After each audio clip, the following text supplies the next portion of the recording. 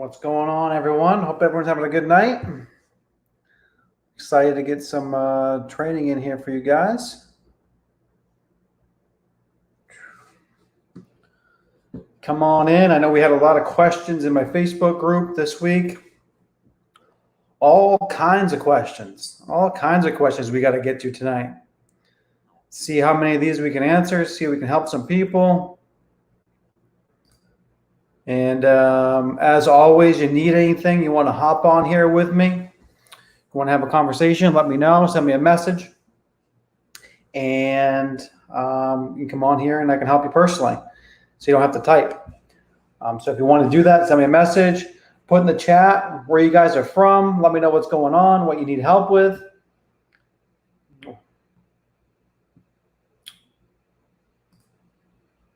What's up, Chris? How we doing? How everyone doing tonight? I'm doing well, Pedro. Doing well. Feeling good.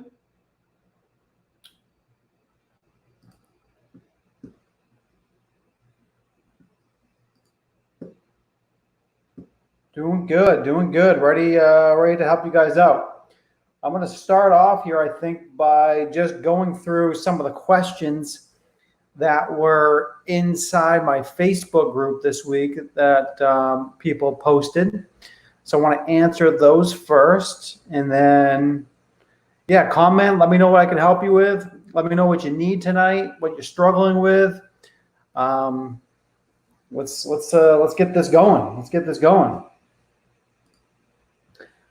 In Facebook, this is streaming inside my Facebook group. So if you're on YouTube, make sure you're part of my Facebook group, Wholesaling Houses with Nick Estes, okay? Make sure you're part of that group. A lot of information, and it's a good way to stay in touch with me and what's going on, and you can be notified of everything that's happening. So that's the best place to stay in touch with me. Hello. Glad to have you here. All right, let's hit some questions. Let's see some questions. Put in the chat where you guys are from. Let me know what's going on tonight. Let me know what's happening. All right, first one comes in. First question is, how do I get motivated seller leads? Okay, I know we go over this a lot, right? We go over this a lot, guys. Motivated seller leads are easy to get. Getting leads is not hard. Getting leads is pretty easy. I mean, if you think about it, I mean, I can get more leads than we can handle, right? Leads is never a problem in my company. I mean, I'm only getting so many leads because I only have so many guys to call the leads back. I mean, all you have to do if you want more leads is call more people. I mean, it's a pretty simple formula. You reach out to more people, you're going to get more leads. The more people you contact, the more people are going to say, they're going to raise their hand and say, yeah, I would get an offer on my house. That's a lead. Once someone tells you they're willing to get an offer on their house, it's a lead. Obviously, you got to qualify them from there. Make sure you're only speaking to qualified people.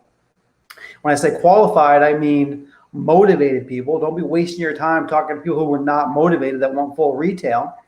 And that's why you got to talk to a lot of people, because a lot of people are going to want retail for their price, right? Retail for their property. So in order to get good leads, you need to talk to a lot of people. And it's simple formula. I can get 100 leads a day if I want to. That just means I got to text and I got to call and I got to SMS, or I got to go have 10 drivers out there driving for me, or I got to put a lot of Facebook ads or a lot of PPC, right? There's a million ways to get leads, and none of them are difficult. It just takes time and it takes money to get those leads. And once you have the leads, you just got to convert them. Leads should never be a problem, okay? Easiest way is right here, okay? Just go to StsData.com. StsData.com, which is essentially PropStream. You can pull all your motivated sellers list right in there. You get 10,000 free contacts a month, okay? So it's simple. For $97 a month, they get a 7-day free trial. Check it out, see if you like it. And you get 10,000 people you can contact a month. You get your pre-foreclosures, right? You can get your tax delinquents. You can get your vacant houses. People are going through bankruptcy, divorce, right? You can get your high equity leads on there. You get everything you want on there. And all you got to do is reach out to them. Very, very simple. Download the list, export the list from PropStream, and then you upload it to either a dialer to call the people, or you upload it into somebody. Maybe you want to send text message. Use text message, right? You got to get their phone number and then text message them or call them. Pretty simple. The trick is getting the motivated sellers, and the more people you contact, the more leads you're going to get. I don't know how much more simple I can get it for you. I mean, all you got to do is go on this website and download the leads. I mean, at that point, you just got to talk to them. I mean, other than that, I mean, I don't know how much simpler I can get it for you. Go on here, pull your lists, and talk to people. That's it. That's all there is to it. Very simple. Very simple. Okay. Let's take a look at a couple other leads. A couple more questions inside my Facebook group, and then I'll go to some questions tonight. Let me see here. I had someone ask, Justin asked, could I possibly send you a lead and you can go over the comps and the MAOs? Yes. So if you guys have any of those tonight, any deals that you're working on, anything you think might be prospects, you're not quite sure what to offer or what the house is worth or the ARV, send me the addresses and I'll look them up live for you tonight. And I'll let you know what I would offer, or what I think it's worth, or whether I think you have a good deal in your hands or you don't. Okay.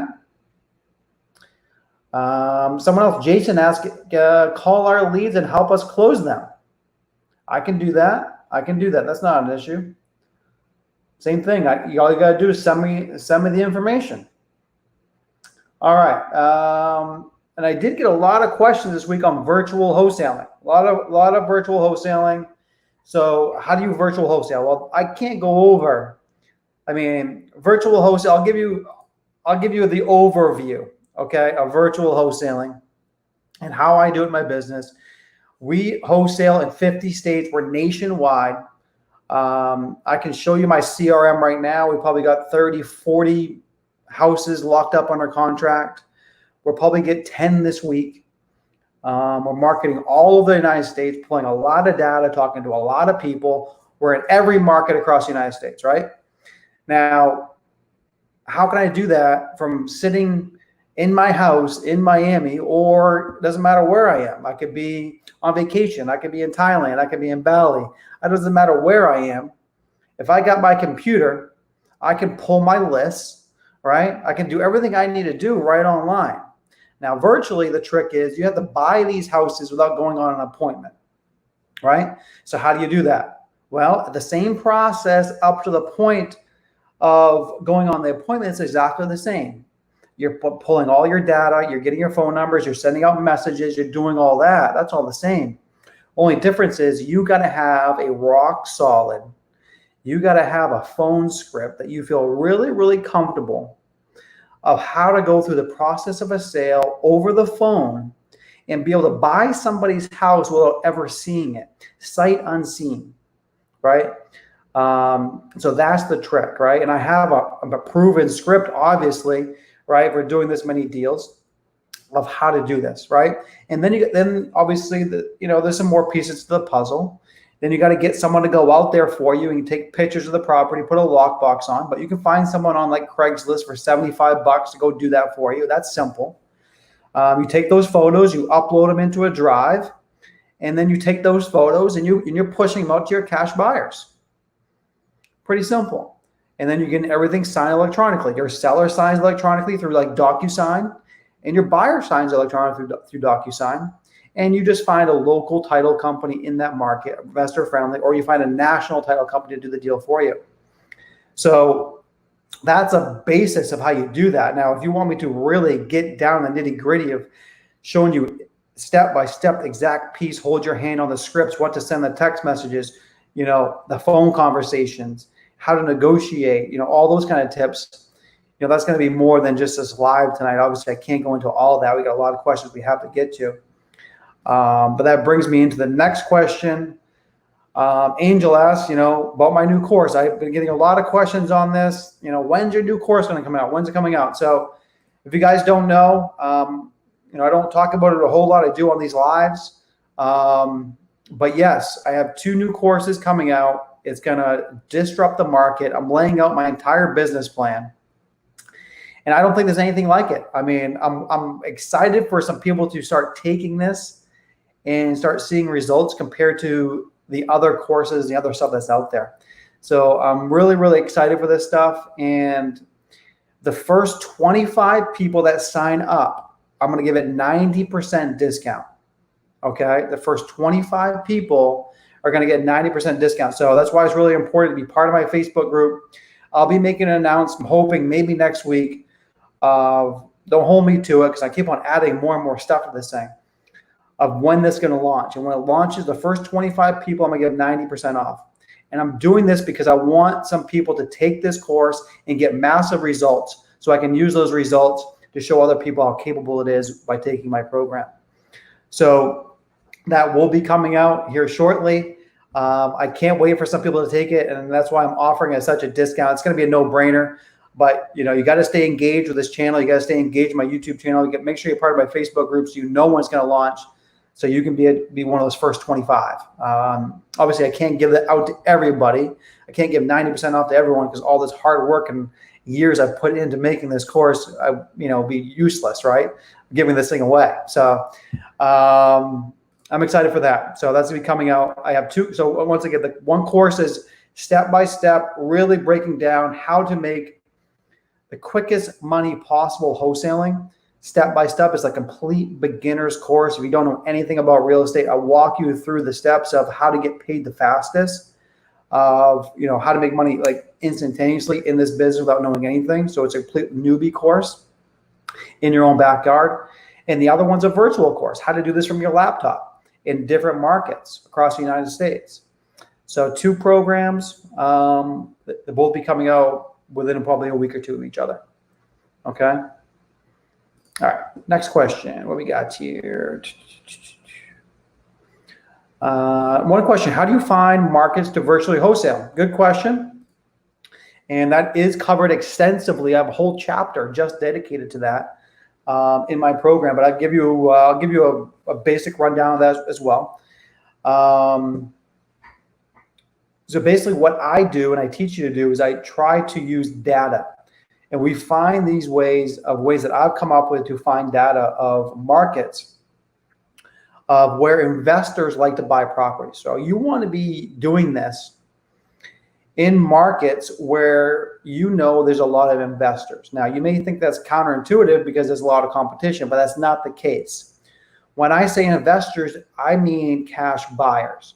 You want to go where the cash buyers are, where there's a lot of transactions of cash buyers, and there's a lot of people moving deals and wanting to buy deals. If you can go where the people are buying, you're all set, because I'm going to show you how to find the deals. That's not going to be an issue. And a deal is going to sell itself as long as you contract it at the right price. I have a proven 8-step formula to sell all my deals within days or minutes. So the only thing you have to do is you got to go to a market where there's some cash buyers. And so one way is there's a trick right inside ListSource where you can actually reverse engineer all the markets, all the zip codes. You can go by city, you can go by state, you can go by metro, you can go by anything, and you can pull just by cash sales. So I show you how to do that, and it'll rank every city in the country by cash sales. There's a way inside PropStream that I do it as well, but actually flipped houses. I show you can look at cash sales, you can look at markets by flipped houses. I also like to find markets where there's a lot of investors that buy houses to rent out. So some of my biggest markets that I wholesale in, I don't sell them to people who want to flip houses. I sell these houses to people who are interested in renting them out for cash flow. So I show you how to find markets that have a high cash flow, where there's a lot of institutional, there's a lot of bigger buyers that buy houses just to hang on to and rent out. So there's multiple ways of doing this. And I break all that down in my program as well. But that's kind of an overview, and hopefully that kind of helps you, gives you a little bit of a jump start. Okay. Virtual wholesale. So yeah, I went over that briefly. Let me know if you have any specific questions on virtual wholesaling, because like I said, I mean, that's a whole course. I mean, I don't even know how many hours worth of materials are included. I mean, there's so much I could go into that. So if you're interested in that, make sure you let me know the exact questions you have about virtual wholesaling. That's a broad subject. And if you are interested in my programs, I don't want to be talking about my program all about these live. That's not what it's about. It's about providing value. But if you are interested in being one of those first 25 and getting a discount, make sure you send me a message too. I want to hear from you personally, because the people that reach out to me and say, they raise their hand and say, I am interested, I'm going to make sure you get an email or a text message or something letting you know when it comes available. So I want to make sure if you are interested that you have an opportunity. Okay, Marlon asked, how do you pull divorce and tax delinquent lists? All right, simple, right here. You do it right on Sts Data. Simple. Okay, I'll log in. Right here, prop stream. So you put in the city. Say I'm in Miami. You can do any city you want. You can do any county. I mean, it doesn't get much simpler than this, guys.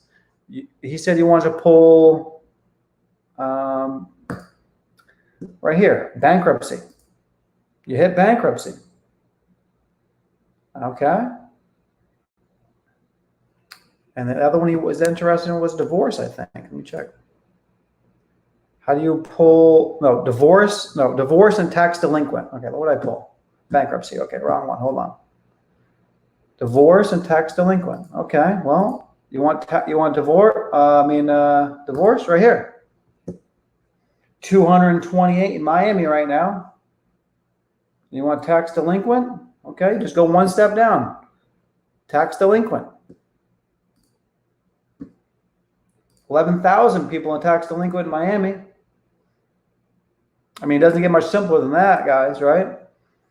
Now, obviously, there's criteria you use. Let me just go by some criteria here. Now, what I like to do is you pick your list, and it can be whatever list you want. Vacant, lien, pre-foreclosure, right? High equity, free and clear, bankruptcy, divorce, tax delinquent. I mean, you can get failed listings, you get anything you want. But then you can really get it granular.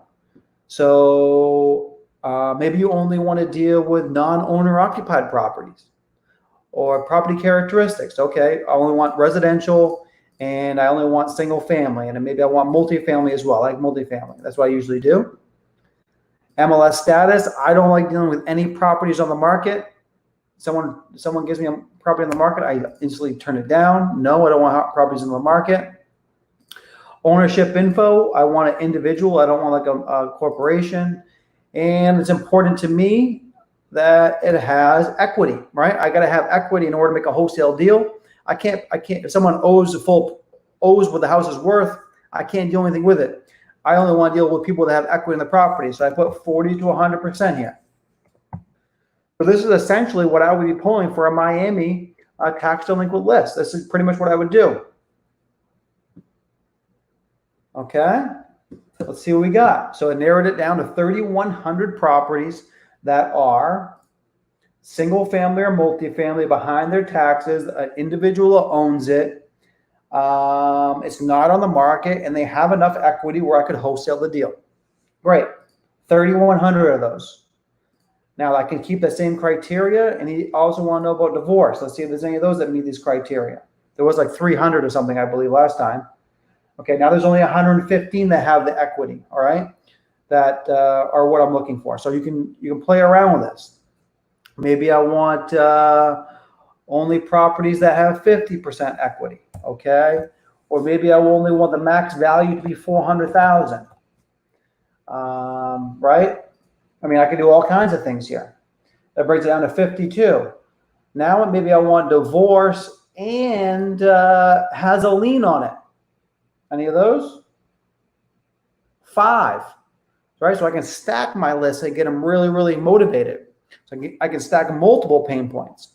Okay, you can do all this stuff right inside here, guys. StsData.com is scrolling across the bottom of the screen. If you get one program when you're wholesaling, this is the one that you need. And when you sign up with Sts Data, I send you a full video showing you exactly how to use the program from me, how I use it in my business. That's the benefit of signing up with Sts Data opposed to somebody else. I give you my tricks. I show you how to comp properties. I show you to find your cash buyers, how to get your MAO, how to get your ARV, how to pull lists. I do all that. I send you all that stuff free just with signing up with me. That's why you're signing up with me instead of other people or just going directly to PropStream. I'm giving you that value, right? Like I always try to do. All right, so that's that. Simple. I mean, I don't know. That's about as simple as you can get.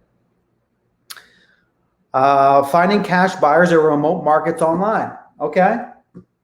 Simple.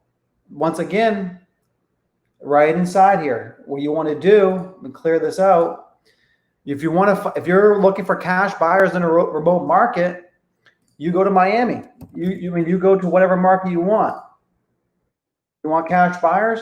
Hit the tab, cash buyers. There's 96,000 cash buyers in Miami. Okay. Maybe I'm only looking for, once again, I want cash buyers that did not end up living in the property. So I know it's an investor that bought it. Maybe I only want cash buyers that bought single family houses. Maybe I only want cash buyers that bought in the last year. So what I'll do here is I'll go ownership info, last sale date. I'll go back a year. Okay. You want to find cash buyers in any market in the country? I showed you just how to do it right here. In Miami, there's 1,100 people, 1,100 cash buyers that bought single family houses for cash that did not live in them. So I know they're investors within the last 12 months. You can't get much simpler than that, can you? All you got to do now is find out who this person is. Click details, click on each one of these. This LLC bought it. Boom, look up who owns that LLC on opencorporates.com and contact that person. There's one cash buyer, and you go right down through the list and you contact every single one of these people, just like cakewalk. Boom, boom, boom, boom, boom. Here we go. Antonio, he's a cash buyer. He's looking for properties. He's not living in this property. He lives at this address, but he bought this one for cash at, he bought it for $527,000 for cash, and he's probably renting it out. Most likely, if he's got that kind of money, he's looking for more properties. See how simple that is? Can't get much simpler, guys. Can't get much simpler. The way that I teach everything is the most direct and simple way to do things. I'm not going to teach you some elaborate way. It's going to take you months to learn, and you're not going to get any results from. Speed is so important in this business. I'd much rather be fast than be perfect. Okay? My whole course and everything that I teach is simple and it's speed. I want to get you guys paid as soon as possible, right? I'm not going to teach you a method that's going to take you 6 months to master, and then maybe you're going to get results. I want to show you the simplest way to start making money this week, okay? All right, there's that. What else we got here? Do a live cold call. I did that. Make sure you check out one of my other videos, but I'll do that again. I did about 2 hours, I think, or an hour worth of live cold calls.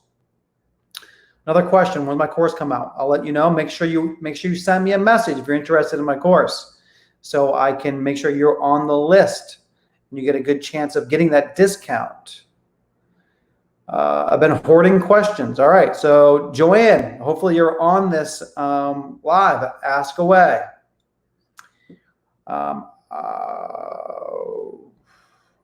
How to get updated contact information for homeowners. A lot of information online isn't updated. Okay. I mean, maybe you're talking about mailing address. That could be so. I mean, maybe the town takes a little bit. All you got to do is skip trace them, get their phone number. I mean, that's an easy way of doing it. Go to batchskiptracing.com. Use code Estes, and it will get you 20% off. Get their phone number. That's all you need. Best marketing techniques and software. Joe, what's up, man? We were on a call last night together. Joe, you already know the answer to that question, my man. Sts Data, that's where you got to get all your stuff. Get all your stuff, talk to more people, and this is all you need. If you're going to get one program, get Sts Data and get batch leads. Use code Estes. It'll give you a discount, and you can text message in there. You can skip trace. You can do everything you need with these two programs, okay? Sts Data, batch leads, code Estes. Both of them I give you a discount code on, And if you just use those 2 programs, you can make $1 million this year if you follow what I'm telling you. It's not difficult. You just got to be talking to the right people and know the right messaging to say. Okay. Okay. John says, I hear a lot about text messaging. Yeah. Text messaging is probably one of the top lead sources. Okay. It is probably my number one. Well, not right now, but when I was doing a lot of text messaging, I would say for you guys, text messaging should be your number one source of getting leads. The more people you text, the more deals you're going to get. It's amazing how many leads and how many deals you can get just by text messaging people. Simple. Pull your list once again, right? I sound like a broken record, but I see a lot of the same questions. Pull your list off Sts Data, upload them into batch leads, get their phone number, then send them a text message. And a simple message, right? Simple message as well. Hey, my name is Nick. I'm looking to buy a house in the area. Would you consider getting an offer on your property? It's that simple.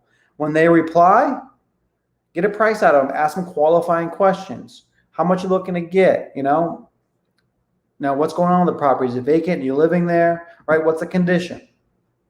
Okay.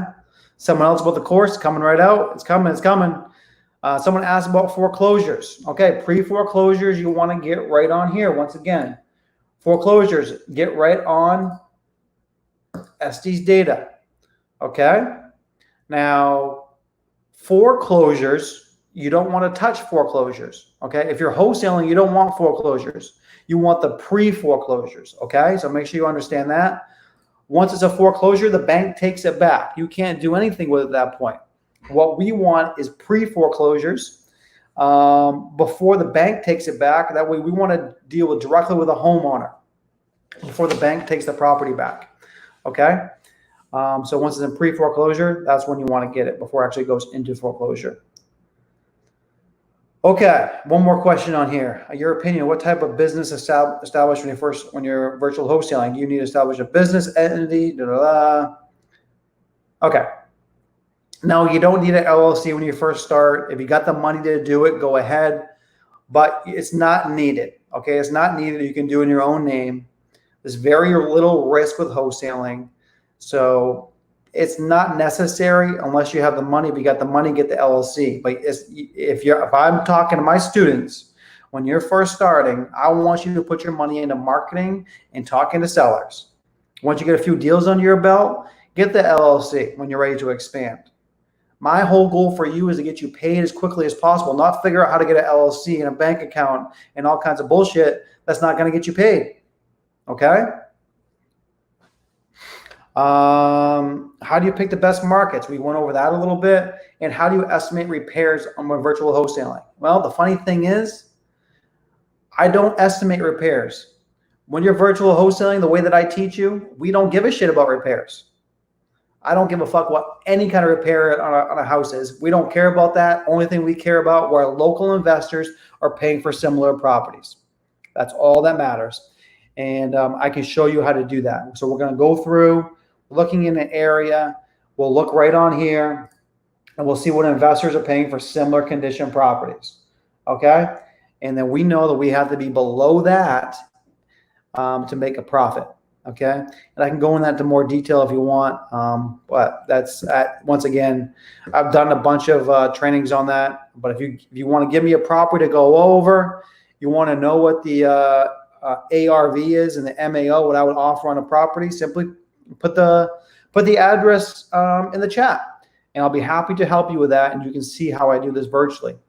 I don't know how many houses I've come up with MAOs and ARVs now all over the country on these lives for people. And I think it provides a lot of value. So if you guys like that you think that's helpful, make sure you let me know, because I don't know anyone else kind of doing that. And I think it's helpful for you guys. So, all right, cool. Now let's get to some messages in here. I know we got some messages stacking up. You guys fired up tonight? Fired up. I had a big week. I'm excited. I'm excited to pass on this knowledge to you guys. I feel good. Okay. What we got here?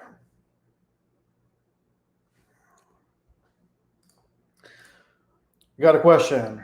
How do you make an offer on a house on Zillow? I'm going to make that simple for you. You don't. The house is listed. It's a waste of time, in my opinion, unless you're going to get it for half of what it's listed online for. Even in that case, I don't know if it's a deal. Okay. If it's listed online, you're going to be competing. I'll lay this out for you because I get this question pretty much on every live about making offers on houses on the MLS. I'm assuming this is what this is talking about is for sale by owner or maybe on Zillow, but making an offer on houses on the MLS, in my opinion, is a waste of time unless your entire business strategy is just you have an automated system where all you're doing is making offers online at 50% of what they're listed for, and you're sending out hundreds or thousands of offers a day and just hoping someone accepts a lowball offer. Okay, because that's the chances of this happening. Because you got to keep in mind, when you make an offer on a house on the MLS, you're competing against the same people that you got to sell the deal to. So if you're paying more than your cash buyers, who the hell are you going to sell the deal to? So if you win that bid, you're paying more than what an investor is going to pay. So it doesn't make sense. Plus, you got to deal with realtors. They're going to want to use their contracts. Most likely, they're not going to like it if you're going to be wholesaling a deal, right? It gets messy. It gets messy. I like to teach people how to find off-market deals directly from the homeowner. You don't got to deal with realtors. You don't got to deal with bullshit. And use my script, and you get off-market deals directly from people who are motivated and need to sell. Okay, let's not take the easy way out and just try to make an offer on a house online and hope it gets accepted, and you cross your fingers and hope for the best. Let's have a strategic plan in place, okay? Okay. Do I need to involve a title company when I assign a lease option deal? I would have an attorney draw up all your paperwork for you and go through everything, yes. Because there is going to be a lot of clauses when you're doing a lease option. I mean, you're going to want to protect yourself. So you got to have a lot of clauses in there, and you want to have an attorney draw up all the information. And realistically, I like to have my seller sign in front of an attorney. It makes it that much more legit. If they sign a document in front of an attorney, they know it's legit. I'm not just scratching something up on a piece of paper on the kitchen table. So for me, that small investment to have an attorney draw up everything and make sure I'm legally protected goes a long ways. What's up, man? Okay.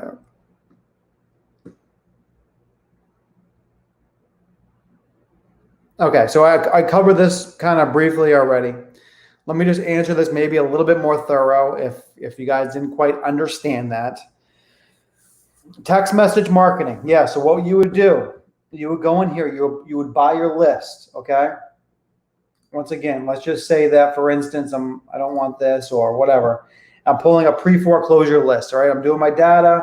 I find a nice pre-foreclosure list I want. I go over here to my properties. I save it into PropStream. And when you save it, everything goes right here, okay? Everything goes right here. And I pick a list that I want a text message. So maybe I pick this list right here. As you can see, this is my actual PropStream. I got 198,000 in here, and this is my data, right? So once this, let's see here. So once you pick a list, you pick a pre-foreclosure list, you just save it to PropStream, and all your saved marketing lists go right here. It's going kind of slow here. Come on. Okay, so here's a small list. So say I want to text message this list. What do? I just select it, and I hit export right here, export. And what would happen, that would just save to my computer, okay? Then I would go over to batch leads or batch skip tracing. I would take that exported list and I would upload it into batch, okay? Batch leads. Upload it into batch leads. I would get each person's phone number, and then I would make a campaign inside there to text message everyone. So inside batch leads, if you don't know, it allows you to do all kinds of things. But the two greatest benefits of why I like it, why I use it in my business is two things. I can get everyone's phone number in there, and I can text message everyone in there, okay? So PropStream Sts Data to get all your data. You download the data, then you upload it into Batch, and then you get their phone number in there, and you text everyone in there. It's simple. And you put together a nice, very simple message to every single person that you're interested in buying a house in the area and you want to see if they'd be interested in an offer on their property. Okay? Simple. As they respond in, you filter out the people. Okay? Let me know if you have any questions on that, but it's pretty cut and dry, I think.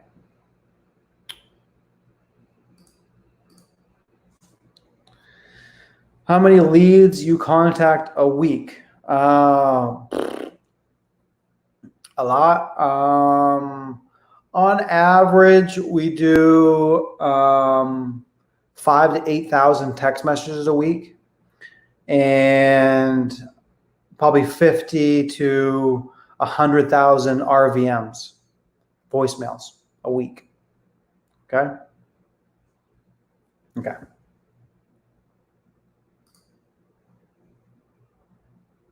All right. We went over this. I feel like this is a big question for some reason. Everyone wants to know about these secret markets, right?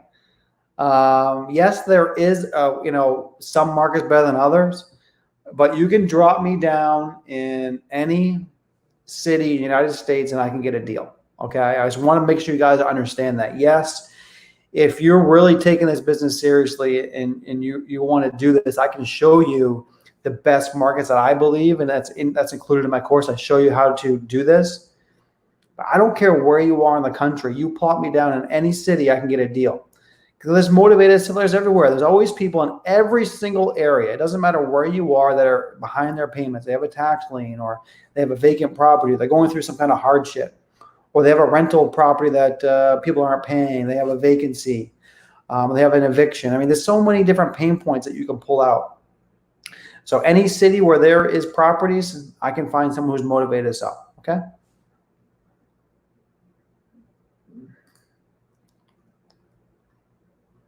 Okay, when you get on the phone with a seller, the price doesn't fit a wholesale deal. How do you turn that into a creative financing discussion? What do you say? Maybe script sample that transition. Sure.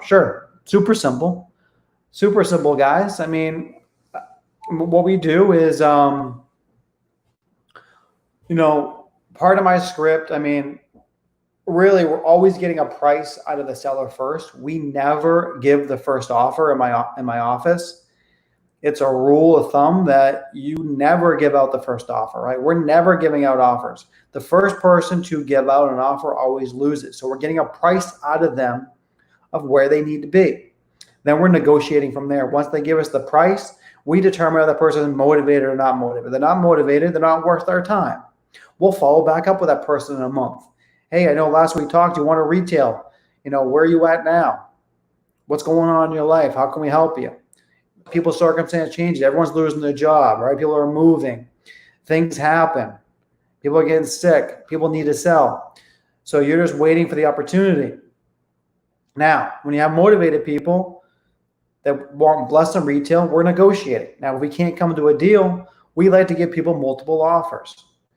So just so you know, I know, say we're a little bit off. We always go for the wholesale deal first because we want that quick cash. Now, let's just say, for instance, our MAO is 50, and we got someone down to maybe 70,000. We're $20,000 off. Let's just say that the house is worth 100, right? Those are probably pretty comparable numbers. We always usually need to get half the value in wholesaling. They're at 70. They got some motivation, but they're not motivated enough to actually do a deal at this point. So we give multiple offers. So we just let them know, unfortunately, I know you want 70. I talked to my partner, based on what we're seeing selling in the neighborhood and the condition and everything you told me, the max that we can go is, probably 40 to 50,000. And they're going to say, well, I can't do that. So what do? We can always follow back up with that person in a couple of weeks and keep on that game if you want to just strictly stick to wholesaling. Or if it's a creative deal, but the house is in good condition, we usually say, well, I talked to my partner and we do like this property, and I might be able to actually do that 70,000, that price that you want, right? And you get them really excited. But I could do your price, but it would have to be on my terms. And they're going to think a little bit, and you say, I would be willing to do that 70,000 if you'd be open to doing some seller financing and get your get that money over a period of time instead of all up front, right? So it's that simple, right? It's that transition. Go into your wholesale first, and then transition into giving them essentially what they want. You got them at their bottom dollar. Okay, I know you're at this. I can't do the wholesale, but what if I could do something else for you? So essentially, what you're doing is you're giving them options. Now, not everyone's going to be open to those options. A lot of people you're going to be talking to need cash, and that's what you do. You follow back up with them a couple of weeks. I know last week we talked. You're at 70. I'm at 50. Have you thought any more about it? And you keep on playing that game, and you keep on working them down, chipping them down, and eventually you probably get that deal. But that's the transition, okay? Giving them options and letting them know I can't do the 50, but what if I was able to get you closer to what you want? What if I get you 65, but maybe over a period of time? Would you be open to maybe some seller financing instead of all cash up front? Okay, that's how I do it. You like that stuff? Is that stuff helpful? Can you show us comps on the new version? New version. So, Jamie, I'm assuming you're saying how to do comps virtually. Let me know what you mean by that. What you mean by that? Nick, interest your program. Good. Make sure you send me a message. When I say send me a message, send me a direct message, a DM, either on Instagram or on Facebook. Make sure you send something into my inbox. I got a lot of messages on my groups and all my different channels. So don't write it on my wall. Send me a direct message so I can write it down someplace and make sure I put you on people to notify. So hit me up directly, okay?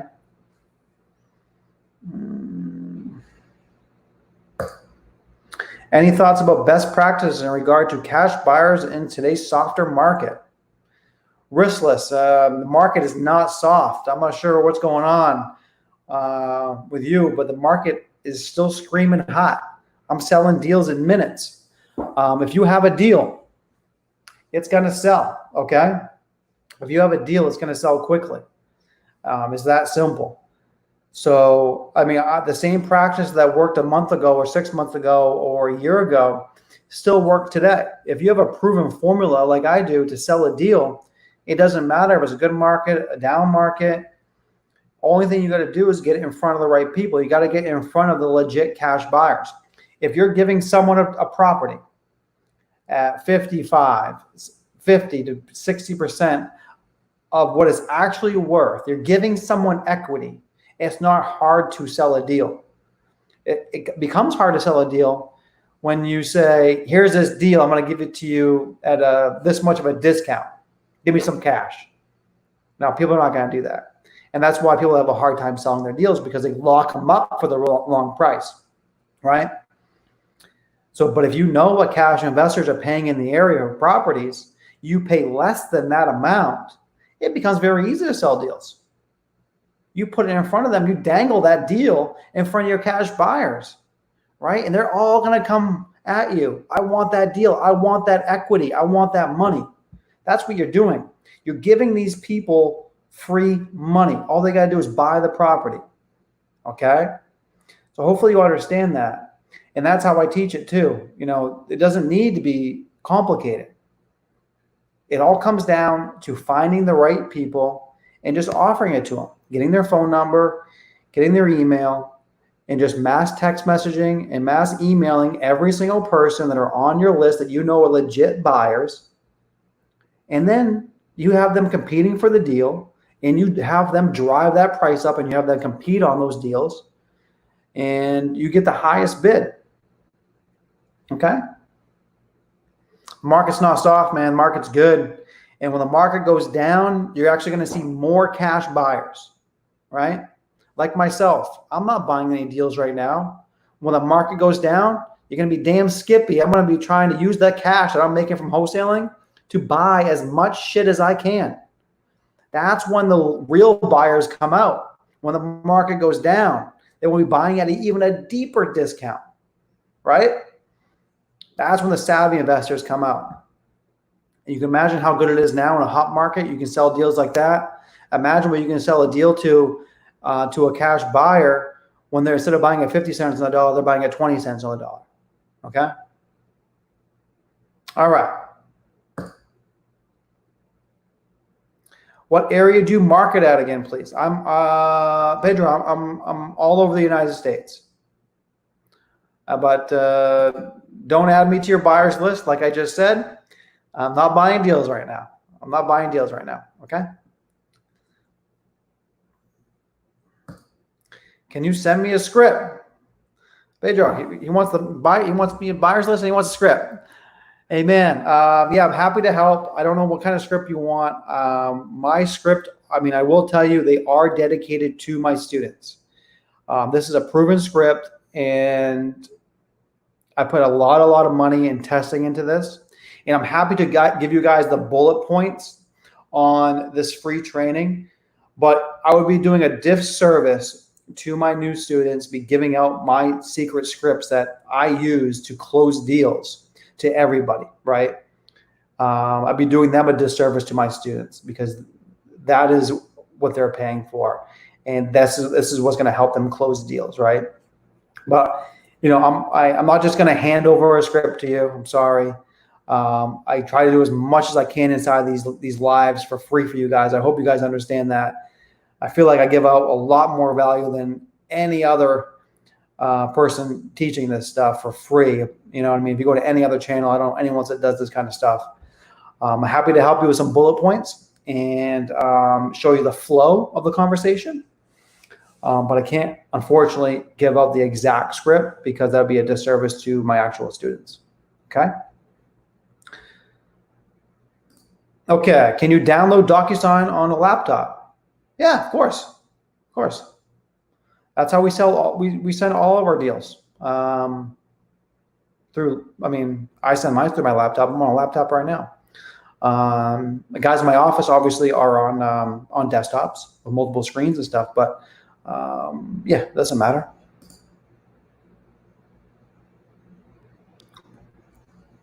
Is it worth looking at Zillow for leads, as in for sale by owner and pre-foreclosures? Well, yes, you can get some deals. I'll make it short for you. Yeah, you can get some deals that way, but it's going to be a long shot. Okay, it's going to be a long shot. And I say that because the for sale by owner people, there's not going to be that many of them. So if your strategy is to only contact for sale by owner people and hope to get a deal, you're going to be waiting a while. This business is about talking to a lot of people. And in most markets, the for sale by owners is only a handful of people, even on Zillow. There might be, you know, and in my experience, most of those people are really not that motivated. Believe it or not, they're not that motivated. You know why? Because they don't want to pay a realtor to sell their property. They're too cheap to pay a realtor. They want to get top dollar themselves and save the money. So that means they're not that motivated to me. Now, can you find a needle in a haystack that someone puts a house up for sale by owner and they don't know the actual real value? So you get a good deal on it? Maybe. But I don't think that's a strategy. I teach strategy and systems of how to sustain a long-term and profitable business. That's not a strategy. Okay? That's not a strategy that I would bank on and feel comfortable telling you guys, go out, get the for sale by owners in your market, and you're going to get a deal. That's not a strategy. That's just, you know, that's maybe one small piece of the toolbox, and you do that on the weekends when you got some free time. You know, instead of watching Netflix, right? It's a helpful activity that maybe you can get a little bit of luck of the draw, but that's not an actual strategy or a system that I can predict results from.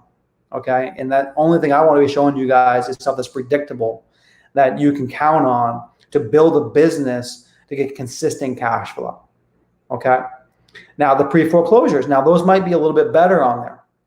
But, if you don't have the money to get it on PropStream, right? If you don't have the money to get your pre-foreclosures on here, you can do the ones on Zillow. That's fine.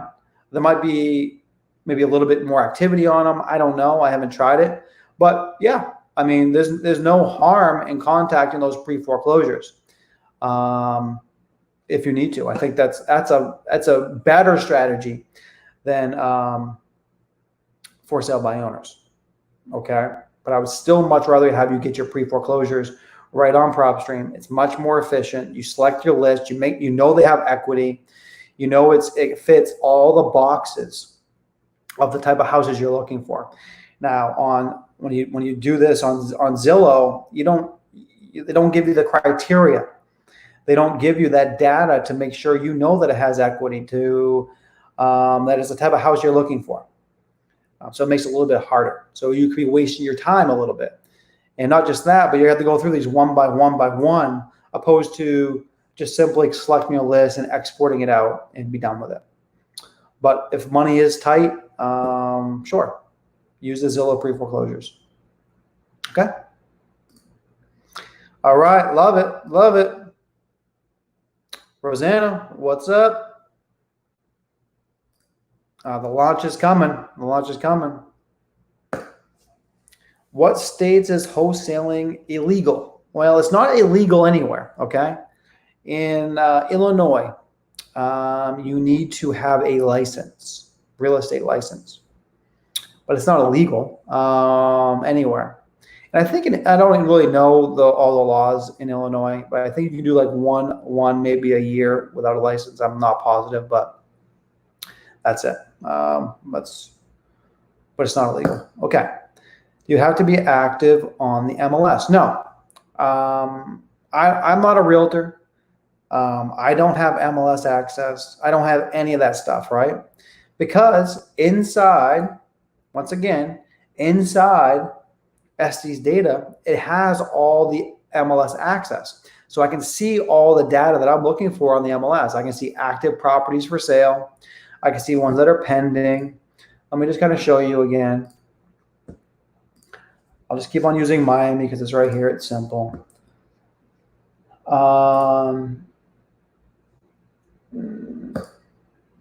So if I just want to see, same thing. If I always want to see markets that are on market, I say yes. All right. So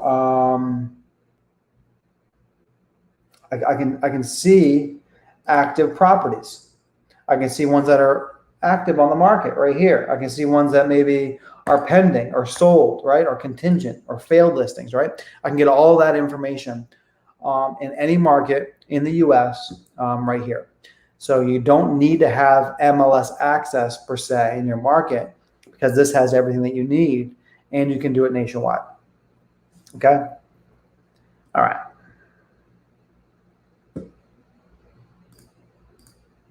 What's the best way to get contact info when driving for dollars? Sure.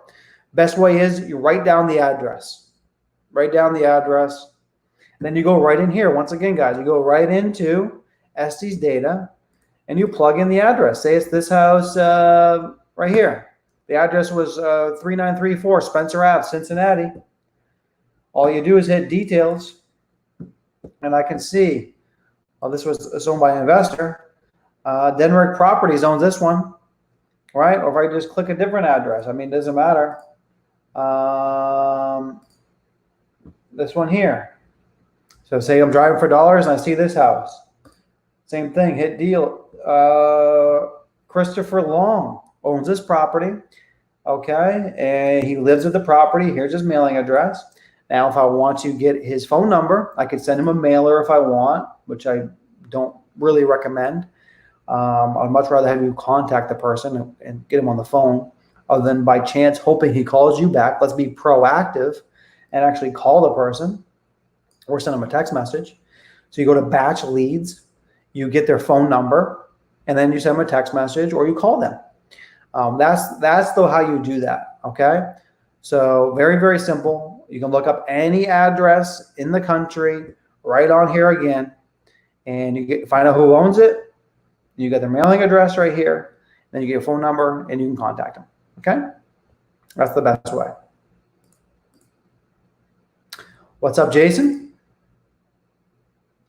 I'm having trouble getting sellers to pick up. Should I not be using a local number? Should I not be using a local number? No, you want to be using a local number. Okay? Always use a local number. I'm not sure why you would say, why should I not be? People are much more apt to pick up on you when you have a local number. But yeah, people will screen their calls, right? Think about it. My phone has rang probably 5 times since I've been sitting here. I mean, it's blowing up, right? And every single one is from people that I don't know. If I don't know the number, you got to leave me a message. And if I like the message, I'll call you back, right? Now, what's better than that? Send me a text message. You send me a text message, I'm going to read it, right? I think every single person on this live, they get a text message, they read it. Now, whether they respond, that's another thing. But you get a text message, you're going to read it. And if you intrigue someone enough, they're going to text you back. So, yes, people screen their calls. So I'm not sure who this is. So people might not be picking up, which is perfectly normal, right? I mean, you probably don't pick up every call. You don't know the number, but you're more apt to pick up on a local number than an out-of-state number, a 1-800 number, right? 1-800 numbers, I'm definitely not answering. Someone trying to sell me something. But a local number, I'd probably be more apt to answer, but I still might not. I would have to listen to the voicemail. Now, that's why it's important to know what to say to these sellers and make sure you have a clear understanding of what your messaging should be. Keep it very, very clear and to the point. And even better than that is send them a text message. Okay, someone's going on my lights in here. You send them a text message, and they're going to respond if they're interested in what you have to say. So make sure that messaging as well is on point. And like I've already said, the message should be simple. It should not be salesy. It should be like you're the guy or girl next door just reaching out because you're genuinely interested in the property. Hey, I'm looking to buy a house in the neighborhood. Would you be interested in selling? Don't be putting in the message your company name. I'm an investor. I'll pay all your closing costs. I'm going to pay cash. I'm going to do all this and all this and all this and all this. That doesn't matter on the first phone call, the first text. That's only going to drive people away. What you want to be doing is just seeing if they're interested in getting an offer. So just say, hey, would you be interested in getting an offer on your property? Would you be interested in selling? Then go into the benefits. If you start just spilling all your guts out of all the benefits that work with you in the initial phone call or the initial message, it's too salesy. So work on your messaging. Okay. And once again, in my programs, I lay out my exact scripts. Okay. What's up? Okay. We're trying to set up the most efficient process when it comes to making offers and converting leads. Any advice here? Sure. So Winston, it really depends on what marketing sources you're doing. So comment below. Even better, come on live here with me. We'll discuss it and have a real good conversation about it. If you want to do that, if you're willing to do that. But first thing I need to know is what your operation looks like. Is it just you? You have a team? Is it one other person? Are you cold calling? Are you sending text messages? Are you sending RVMs? You've got PPC going? Are you driving for dollars? What's this operation look like?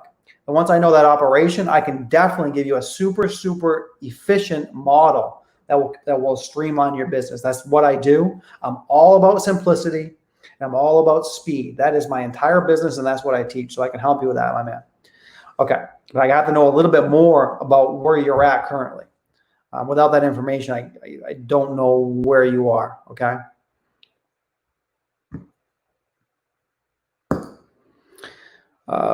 Nick, I sent you the info on that 14-unit apartment building. Okay, great. Okay, cool. I will take a look at that tonight for you, and my team will call that lead for you tomorrow. So yeah, so just so you guys know, I am helping people now as well close deals. So if you're interested in me personally partnering with me and closing some deal, me actually closing deals for you, we can do that. I will have a program coming out, a third program coming out, which will strictly be a joint venture where you can partner with me on deals. And my team will essentially do all the legwork for you. But you bring the lead. So I will do that. I'll get on that tonight, and myself or someone on my team will call that tomorrow and see if we get it locked up. Okay. Question, our prop stream. When you're pulling pre-foreclosures, sometimes the auction date is in the past. Is it still on prop stream because of the delay, or is it still available because it was an auction? Well, good question. It could be one of both things, but especially right now, not much is happening in the world, right? So it could be a double-edged sword here, but most likely it's because the auction didn't happen. Most people are not getting kicked out of the houses right now. Most banks are not taking over pre-foreclosures, taking over foreclosures, and people are staying in their properties. So even though the date may say that it's in the past, they're probably still in there. So I would still contact that person. Now, on the other side of that, most municipalities, most towns, most counties, they were gone for a while too, and they weren't working. So their data hasn't been updated.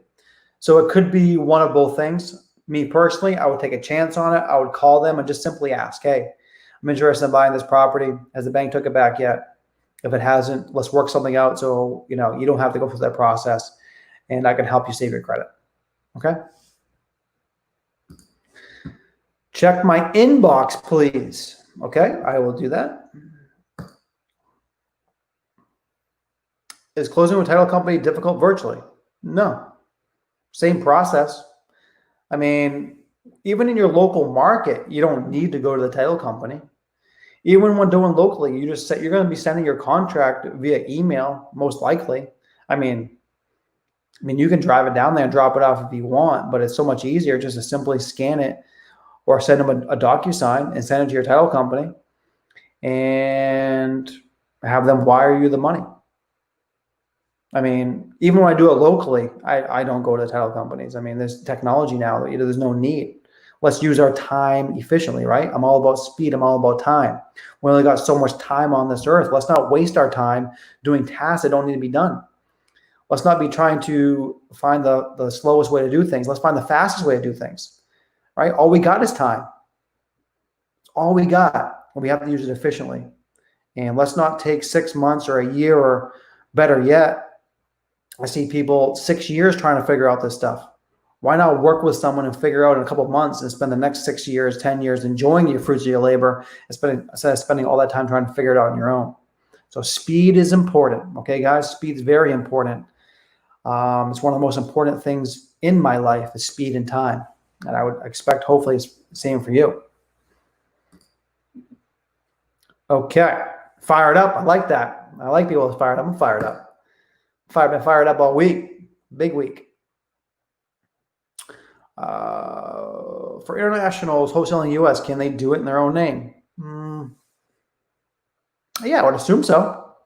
You might. Only thing that might happen is that your tax may come out, right? The US tax. Usually they do that. They'll might take the tax out, so you might be getting deducted from what you're doing. But I mean, I'm going to be honest with you. I don't know the exact answer to that question. I don't like to answer questions. I don't answer questions I don't know the exact answer to. Yeah, that makes sense. But my guess is you can. But I would just be. I'm thinking maybe the title company might take the income tax out from it before they give you the check. I mean, I don't know. Sometimes they do that when you buy properties out of state. So maybe that could be it. But I would talk to a title company. So just figure out a market that you want to wholesale in locally in the United States. Call the title company and ask them that question. Take you 5 minutes. Okay. How do you determine repair value, square foot, when you go do a house tour to see condition of home? Okay, good question. Good question. So if you're doing this locally in your market, I have a 3-tier system of how to determine home values. Okay. Now, tier 1 is just basic. You guys might want to take this down. I do have YouTube videos on this subject. So if you want a little bit more information, I have a full YouTube video dedicated to the subject, and I do teach it in my programs as well. So tier 1 is just a basic cosmetic lipstick, just freshen the place up, which means if a house just needs like a repainting, cleaning up the yard, maybe getting a nice deep clean, maybe changing some light fixtures, some doorknobs, right? Maybe a little bit of flooring, it's just really cosmetic stuff. Super, super simple. That's about $15 a square foot. And tier 2 is all that stuff, but also it needs the kitchens and bathrooms updated. Okay. That's tier 2. That's $25 a square foot. And then tier 3 is like the full renovation. It needs everything. Okay. It needs tier 1, needs the freshening up, it needs new kitchen and bathrooms. Plus it has some major systems that are wrong with it. You gotta update the roof. The roof, these are new shingles on the roof, and the heating system's gone. Right. That's like $35 a square foot. Now, these are just rough numbers, right? And it is conservative. This is probably a little bit on the high side, but I'd much rather have you be conservative. So that's how I kind of determine when you're going on an appointment. You can use those quick figures to kind of figure out where you need to be in your formula, okay? But I also like to teach that you should be double checking those numbers. By looking at what cash buyers are paying for similar properties in the area. So very, very simple. You're just going over and you're seeing what cash buyers are paying for similar properties, and you have to be below that. Okay. Yeah, hopefully that answers your question. Okay. Good question. We got some good questions tonight. Good.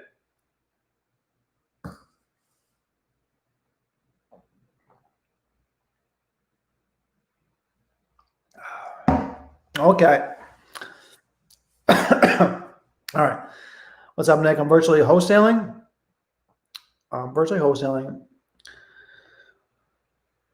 No.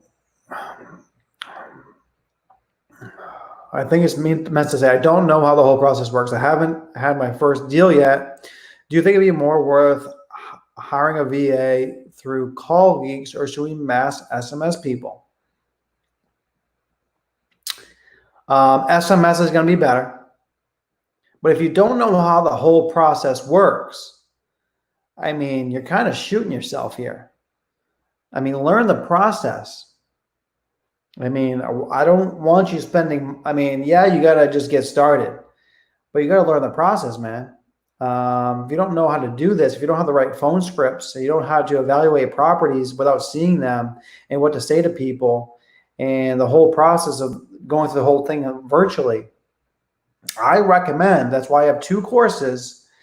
I can teach people how to do it virtually.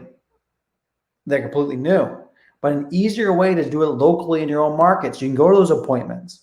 You can get experience talking to sellers face to face. You can start seeing some properties and actually walk properties and see conditions and meet with contractors and get your hands dirty and really see what's going on in these properties. And having that experience is going to make you so much more valuable, and it's going to make it so much more easier when you're doing it virtually. Okay.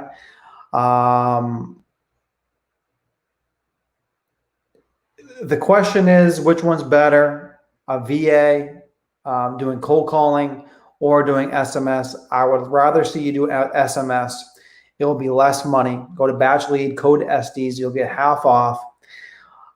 You'll get a much higher response rate than cold calling. Right? We already talked about that. People don't answer their phone, but they're going to look at the text message. But I would urge you to learn the process. Okay. I don't want you wasting too much money on marketing. right? It costs a lot of money to send these messages and pull your data and get the people's phone numbers, and potentially not just that, but the risk of lost opportunity. That's why my programs, I'm making them affordable. But just think about, if you're sending up campaigns and you don't know exactly what you're doing, you're pulling data and you're sending out messages and you're getting phone numbers, you're spending all this money, which would be the cost of me actually training you to do this stuff, right? And you'll have a clear understanding of exactly how to do it and my best marketing techniques, and give you my scripts and everything that you need. So don't waste your money, man. Don't waste your money would be my biggest thing. And not just that, but it's a loss of opportunity. When I say loss of opportunity, I mean, you're going to have deals that are going to go by you because you may be saying the wrong thing, or you don't know if you have a deal. And that's going to hurt you more than help you. My suggestion, one, get the appropriate training, whether it's with me or somebody else. I believe mine's obviously the best. But either way, anybody else's, and learn what you're doing first and then invest in the marketing, or you're going to be wasting money. But out of the two, I like SMS. Okay. I've been cold calling, all the people picking up. We talked about this already tonight. What do you suggest? How do I get your script? Okay, you want to get my exact script, you got to be one of my students, send me a message. But we talked about this. Yes, a lot of people don't pick up. So you got to have the correct messaging when you leave voicemails. And when I say messaging, you got to come off friendly. You got to come off like the guy next door, girl next door. I can't see who this is. And just come off like you're interested in buying a property. Hey, I'm looking to buy a house in the neighborhood. Just so I want to reach out to see if you might be interested in offering your property. Something like that. Obviously a lot more personable. Put your personality into it. Take your time on this. But a better way would be to send a text message. Same thing, bash leads, code Estes, get half off. You'll get a much better response rate than cold calling. Because let's face it, there's a lot more marketers out there. People are getting spam calls and people don't want to answer with text messages. It makes it so much easier. So get them, once you get them on a text message, they respond, then you can get on a phone call, right? What happens if my seller sees my ad on Craigslist? Well, you got some explaining to do, don't you, Childish? Yeah, I mean, I don't list my properties on Craigslist. But yeah, I mean, what can you do? I mean, let them know. Listen, you have to own up to it, I guess, is what I'm trying to say. You have to own up to it. You got to be a man of your word. We're not trying to trick anybody. We're not trying to pull the wool over anybody's eyes. Listen, yes, I had intentions, or, I was weighing out my options. I wasn't sure when we put this house under contract whether I was gonna buy it myself and flip it or hang on to it. And sometimes really what I do is, I try to find a partner on the deal, or I just pass a deal on to someone else that might be better suited for.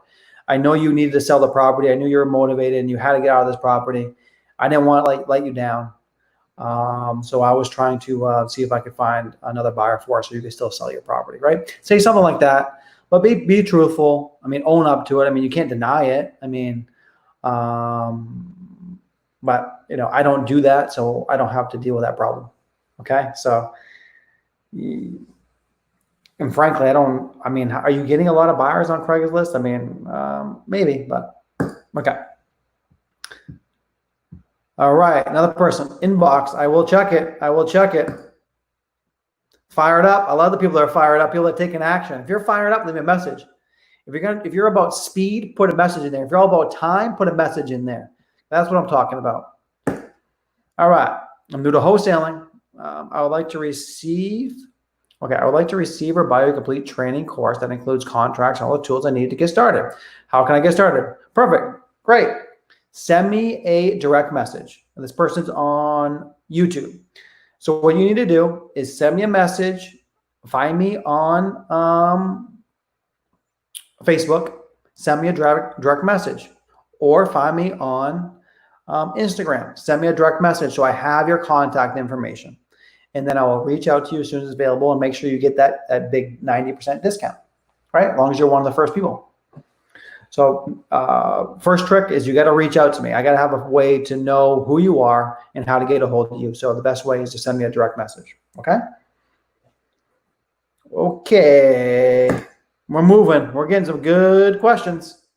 When using batch leads, are they already scrubbed against the DNC list? No, they're not. So you need to scrub against the DNC if you want to. Now, they do give the option to do that, and you can decide if you want to scrub against the DNC or not. Okay. Do I scrub against the DNC? No. Should you? That's up to you, right? So I don't want to give any advice on that, but no, they do not. Okay. What apps do you use for KPIs? Good question. The only app that I use for get any KPIs. Oh, okay. Sorry, I thought you were talking about something else. But yeah, KPIs, everything's done internally. Okay, so what we use is we just pull our data every week. I don't really have any tools. You don't need any apps or tools or anything. If you're a high level investor, I mean, you can use Plecto. We played around with that. That's something you can use, but you really don't need anything. The only thing you do is really keep track of what you're doing. So each day and each week internally, we just look at how many messages we're sending out, how many text messages we're sending out, how many RVMs, how many cold calls we're doing every day. We're keeping a really good track of everything we're doing every day. We just use this as a spreadsheet, simple Excel spreadsheet. I mean, you don't need any apps for this. Let's not complicate it. Let's not try to do anything fancy. And then how many leads do we get? Right? Okay. How many leads do we get? How many now out of those leads, how many leads do we convert to contracts? Okay. Okay. Now then I can look at my contracts. Most contracts, how many of those converted to actual closings? I can look at that ratio. I can split this up by just different sales managers. So really, I mean, it really just comes down to tracking your number, Jamie, and your numbers each day and each week, and keeping yourself and your team accountable. So just keep track of everything you're doing. I don't have a specific app that I use. I'm just simply keeping track of what we're doing, and we're just putting into a spreadsheet. And each week we look at those numbers. So we're keeping track every day of what we did that day. Then each week we do an assessment. Okay, every Tuesday, my team, we meet and we look over all the numbers for the company. What did we do good? What did we do wrong? What can we improve on? What's this sales manager? What's his close ratio to contracts to leads, right?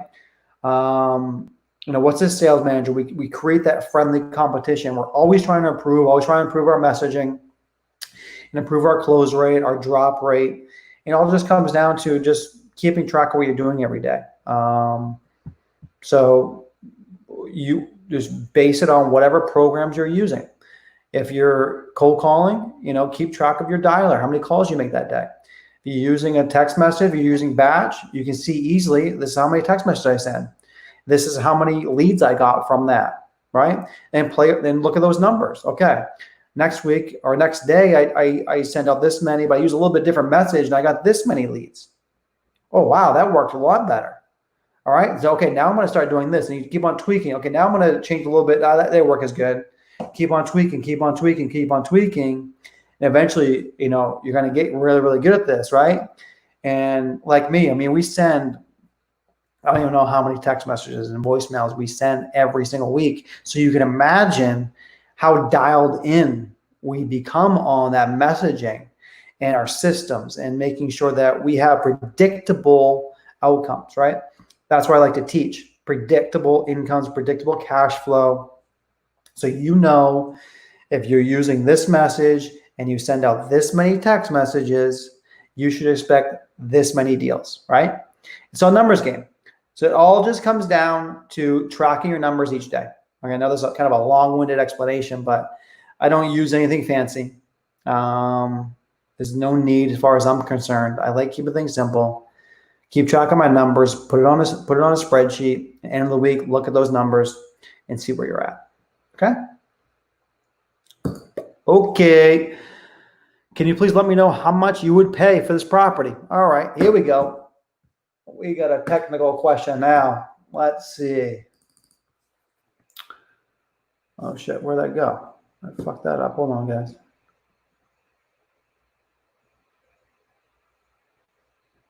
Shit.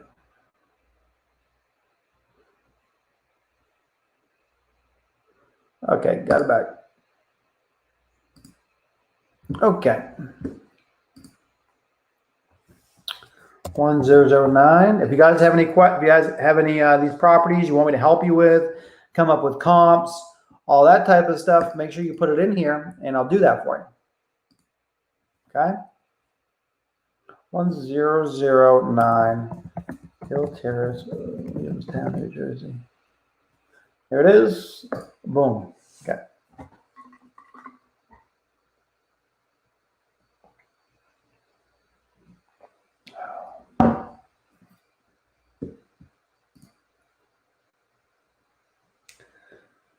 First thing I'm looking at, MLS details. It's contingent online.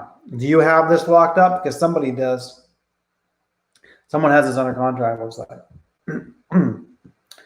and it's online. Okay, and it's listed on the MLS. Once again, like I said, you're going to get a lot of buyers. You pay more than what your buyers are paying. You might not be able to sell it. Yeah, it says right here, no more showings, backup offers only. Okay, but I'll still look at it for you. Okay, so it's clean, right? It's a clean property. It is outdated though, right? I mean, this looks like a lot of properties that you're going to get. This is like a perfect flip house.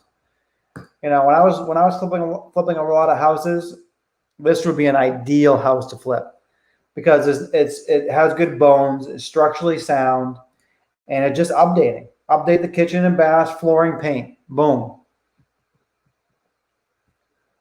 Okay. So let me show you guys how you do this. I've been getting a lot of questions on how do you figure out how much you can pay for a property virtually. Okay. I'm going to show you how to do it right now. And this is what I do all day long in any market. Okay. It's in pre-foreclosure. All right. For what I do here, guys, I just go to comparables. Okay, I put this back a little bit, and square footage is I like put about 300 or a little bit depending on what it is, 300 plus or minus. So that's pretty close. I don't want to look at sold properties. I only want to look at single family. Okay, can you see that? Okay, I think you can see that a little better now. Okay. So what am I seeing here? Okay, I can see these are all the houses selling in the neighborhood. Good. First thing I want to do before I even care about MAO is I want to look at ARV. What's this house worth fixed up? Estimated value is 190. That usually tells me that the actual ARV is going to be slightly above 200, right? As you start doing this, you learn these little tricks. The ARV is always slightly higher than the estimated value because that's the premium, right? This house is in pristine condition, just renovated.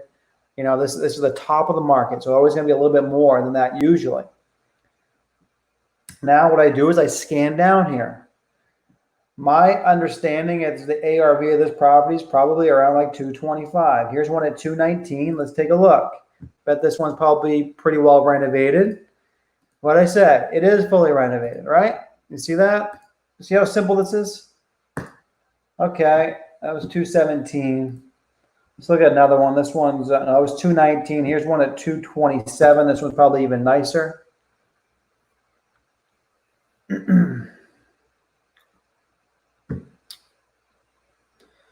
Okay, once again, like I said, fully renovated, right?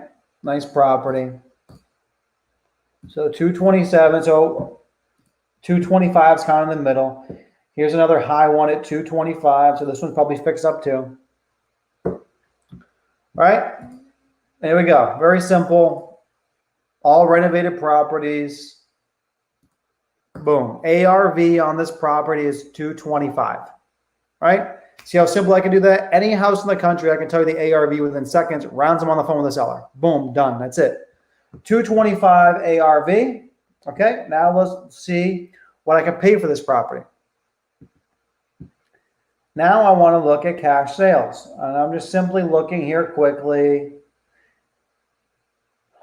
Only one I can see that might be a potential is this one right here for 145. Let's take a look, see what kind of condition this one's in.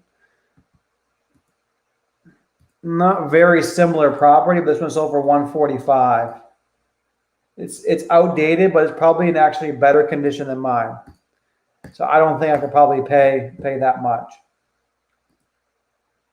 Also, as a general rule of thumb, cash buyers usually pay around 50% of the value on houses like this. So I know if it's 225, a cash buyer may pay probably around 100, maybe 110 is my guess of what a cash buyer, maybe 120, 100 to 120 might be what a cash buyer paid for this thing. What did it go on the market for? It went on the MLS at 100. There we go. What I say. Now, I don't know what my guess is that this was underpriced and the bids actually went above 100. It probably went up close to 120, 110, 120. Okay. Let's go back to my comparables. And what I want to do now is I want to look at cash sales. So I'm going to do the same thing. I'm going to go back a little over a year. And the only thing I care about is looking at what cash buyers are paying. That's how I know what I could pay for a property. If I can find similar properties that cash buyers are paying for properties, I know I got to be below that. On average, 10, 15,000. That's a minimum I want to make on a property. So if I see houses selling for what I think a cash buyer might pay 110, 115, I know that as a wholesaler, I don't want to spend more than 100 so I can make 15,000. Okay. So my initial guess is that cash buyers are paying 110, 115 for this house. So me as an MAO, I wouldn't even want to be more than 100. But let's prove that to be correct. Let's take a look. I got to put my square footage in. So let's go, let's just go 1,800 to 20. Let's go 2,500. 1 mile radius, only single families. Boom. Okay. I'm not seeing much here for cash sales. Problem is some of these aren't actually showing me. So this is actually going to be harder. Let's see here. Sometimes what happens here, guys, is you're not going to get values on some of these, okay, unfortunately. But, this one here showed really cheap. So my guess is that's that same, that was that same property. Never mind, that's not comparable. This one sold really cheap. So this has got to be in terrible condition. Let's see here. Yeah, no interior pictures. It's falling apart. So that one's in way worse condition, right? It's not the same caliber house. And this one's sold for 130. There's no pictures, but my guess is in better condition. So what I want to do is I'm gonna go here, hit details. And then what I do is I just take this information and I put it over to Zillow and see maybe if they have a sales price. Because PropStream, unfortunately, it's really good, but sometimes you're not going to get all the data, right? I mean, it's hard to get millions of properties with the data. So if this works for me, I can grab the address. And actually, this was on the MLS. Let's see. List price was 155. It didn't sell. So let's see what it did sell for. So I'm going to grab the address. Once again, this is a good lesson. 155 it did not sell for. It was a failed listing. So that probably means that it sold for less than that, right? Closer to what we talked about. All right, let's put this in. Let's see what happens here. Let's see if Zillow can help me out.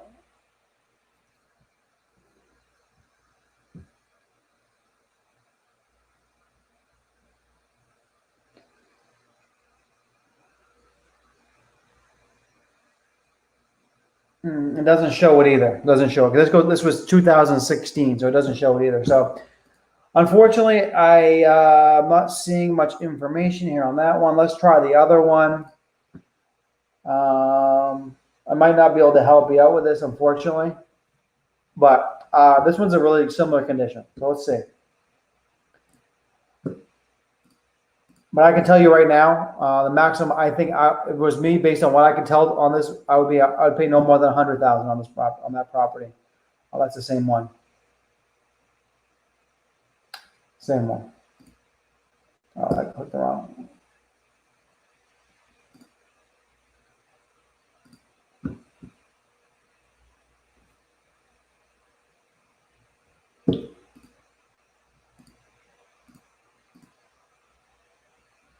What's going on here?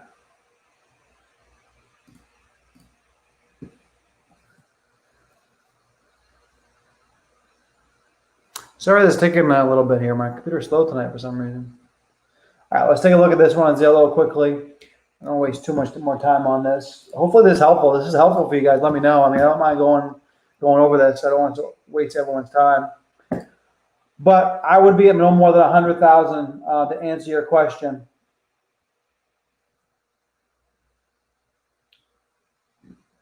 Okay, this one sold for 139. So for 139,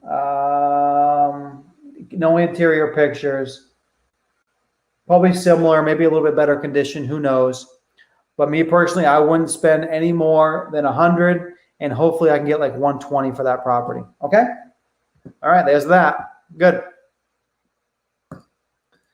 Hello, hello. Hello from Florida. All right, we talked about that. We talked about repair value. How do you find sellers? We talked about that. Right here in PropStream, you pull your data, whatever data you want to pull. Okay, let's just, instead of using Miami again, let's just use this town. Williamstown, New Jersey. Let's just say I'm in this town. How do I find sellers? You got to pull your data. All right, James, you got to pull your data. You want to be talking to motivated sellers. So maybe I want to be talking to, I got to get rid of this, clear that. And maybe I want to talk to vacant houses in Williamstown. Are there any? Oh, crap. What happened here? What did I do? Messed it up.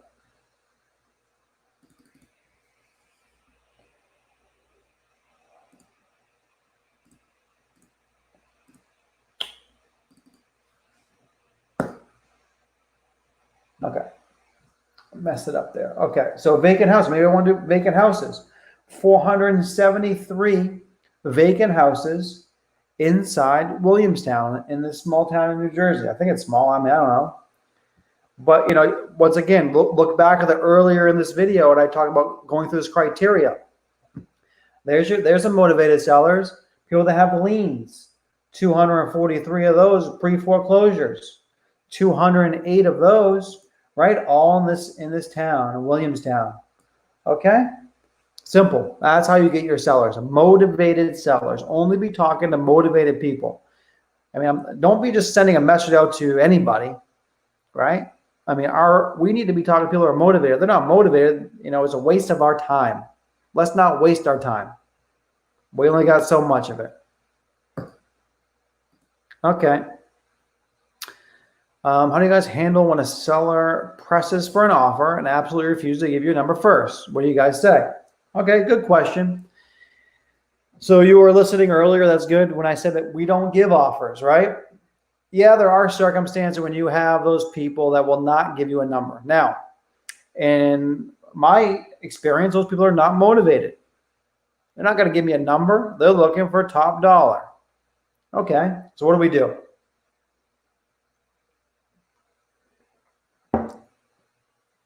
We give them options. We say maybe the house is worth 100,000. Maybe let's just say it's worth 200,000. We'll say, you know, we'll go around and what I'll do is I'll find some low selling properties in the area. So I'll give them options. So maybe it's this house, maybe it's one of these houses. And what I'll do, I'm looking at a house in this area and I talk to a seller and I try to find a really low one. So I know we have to buy half the value, right? So, I mean, most of these houses are going for like in the 200s and maybe here's one, 72,000. Well, I just saw one over here. I'm looking online right now on my online database, and I see one over here on Horse Pike Road. You know, that one just sold for 72,000. Make sure the number you give them is lower than what you can offer. Is that kind of what you were thinking? 72,000, something around there? And they might say, "Oh, no." And you say, "Oh, okay. Well, how much are you looking to get?" So obviously they're saying no. They have a number. They do have a number. They're just not going to tell you. So give them a number, but give them a low number, and make them come back and say, "No, I won't do that." We say, "Oh, okay. Well, I'm just curious. You know, I'm looking around the neighborhood at, you know, what's selling. If you won't do 72, what would you do?" You put it right back on them. We didn't give an offer. I'm not giving an offer. I'm just having a conversation. This is what I'm seeing selling in the neighborhood. I see this house sold for 72,000. Would you take that? If they take that, great. You got a home run deal. But I'm not giving an offer. I'm just saying, hey, I see this house selling for around 72,000 over in Horse Black. Is that kind of what you were thinking? With something around that price? Would that work for you? Most of the time, they're going to say, no, I wouldn't do that. And you say, oh, okay, I understand. I mean, I'm not saying that's what I would pay for your property. I just, you know, I just want to make sure you understand what's selling around you, right? And this is all in my scripts, guys. This is all the secret sauce in my scripts. So that's what we'll do. So we'll give a few of those different anchors. I call those anchors. Those are my anchor properties. To no matter what, even if I always use these anchors in my script, no matter what, we always give anchors on every single conversation. That's how we get the price down. We give these low price properties that's selling around them, because people never want to be the lowest one selling in the neighborhood. They want to be the top dog. They don't want to think they got taken advantage of, or that they sold their house for the least amount. So if they know that the neighbor down the street, Sally, sold their house for 70,000, and you give them 100, they walk away like they got a good deal. Everybody's happy. You make a little bit of money. The seller's happy. They got more than their neighbor, and everybody wins, right? It's all psychology. It's all in my scripts. But hopefully that answers your question. We give options, and with those options, we ask more questions. Okay, well, you said you wouldn't. You said you didn't know a price, but now you're telling me you won't take 70, so you must have a price in mind. I won't hold you to it. What are you looking to get? See how we keep on opening up that conversation. And then there's also another options where you can give tiers. Oh, I understand that. I know you don't want to give a price, but you know, because there are some circumstances where, you know, if you're in a really, really hot area, you might not be able to find any anchors that are sold for really low, which is very, very rare. There's always some, but let's just say, for instance, the worst case scenario, we always have a backup plan too on my scripts. If you can't find any, you give chunks. Say, once again, it's worth 200. Okay, yeah, I understand that. But I mean, I won't hold you to it. What were you kind of thinking? Were you thinking somewhere in between, 50 and 100, 150, 150 to 200? Like, where are you kind of thinking? Because you give them those kind of blocks, big blocks, so they can put themselves in a block. Give them a choice. At that point, they usually answer you, well, yeah, I mean, I don't want to be between 150 and 200. Okay, I understand that. That person's not motivated. We know we have to be below 150. Okay, so then you can, the conversation doesn't stop there. Obviously, you keep the conversation going, and you keep on trying to work them down within the script. But that's another way. If someone's not willing to give you a number, it's a little trick to at least see where their head's at and how much they're willing to take. Okay, hopefully that answers your question, and I gave you guys just a little secret sauce of how that works. Okay. Alrighty. The seller has 2 expired mortgages, and the mortgage has not been recorded in the county. The buyer has title insurance through a lawyer. Is it okay to close the deal? It's a JV. I don't know the answer to that question, and I'm hoping that you're using a closing company, a title company. Okay. I mean, you should not be making any of these decisions on yourself anyways. So I'm not sure who this is, but you should not be handling any of this. Your title company should be handling this question. So if your title company is not handling this question, you got an issue. Either the big issue is you're not using a closing company, which is a huge issue. If they're not, if your title company is not handling this question for you, it's time to find a different company. Okay. All right. Okay. All right. Boom, boom. Cranking through them. All right. You guys liking this? We've been on for an hour and 40 minutes of this shit. That's what I'm talking about. Real value, real results. None of this smoke and mirrors and fluff and no value type of shit I see other places, right? Let's answer the real questions.